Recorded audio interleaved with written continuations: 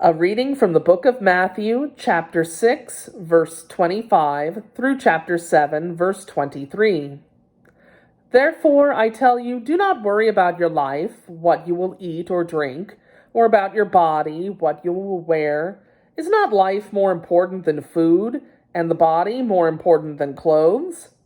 Look at the birds of the air.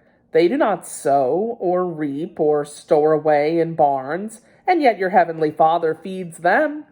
Are you not much more valuable than they? Who of you, by worrying, can add a single hour to his life? And why do you worry about clothes? See how the lilies of the field grow? They do not labor or spin. Yet I tell you that not even Solomon in all his splendor was dressed like one of these. If that is how God clothes the grass of the field, which is here today and tomorrow is thrown into the fire, will he not much more clothe you, O you of little faith? So do not worry, saying, what shall we eat, or what shall we drink, or what shall we wear? For the pagans run after all these things, and your heavenly Father knows that you need them. But seek first his kingdom and his righteousness, and all these things will be given to you as well. Therefore, do not worry about tomorrow, for tomorrow will worry about itself. Each day has enough trouble of its own. Do not judge, or you too will be judged. For in the same way you judge others, you will be judged, and with the measure you use, it will be measured to you. Why do you look at the speck of sawdust in your brother's eye and pay no attention to the plank in your own eye? How can you say to your brother, let me take the speck out of your eye, when all the time there is a plank in your own eye? You hypocrite! First take the plank out of your own eye, and then you will see clearly to remove the speck from your brother's eye. Do not give dogs what is sacred. Do not throw your pearls to pigs. If you do, they may trample them under their feet and then turn and tear you to pieces. Ask, and it will be given to you. Seek, and you will find. Knock, and the door will be opened to you. For everyone who asks receives. He who seeks finds, and him who knocks the door will be opened.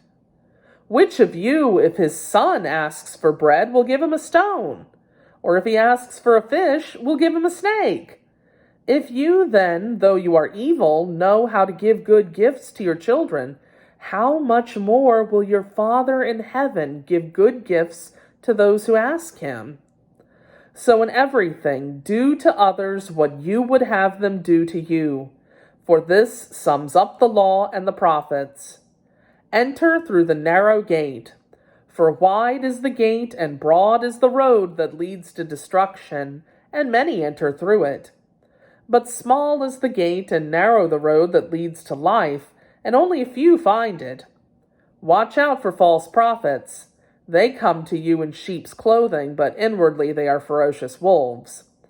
By their fruit you will recognize them. Do people pick grapes from thorn bushes or figs from thistles? Likewise, every good tree bears good fruit, but a bad tree bears bad fruit. A good tree cannot bear bad fruit, and a bad tree cannot bear good fruit. Every tree that does not bear good fruit is cut down and thrown into the fire.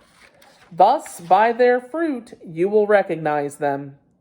Not everyone who says to me, Lord, Lord, will enter the kingdom of heaven, but only he who does the will of my Father who is in heaven. Many will say to me on that day, Lord, Lord, did we not prophesy in your name, and in your name drive out demons and perform many miracles? Then I will tell them plainly, I never knew you. Away from me, you evildoers. The word of the Lord.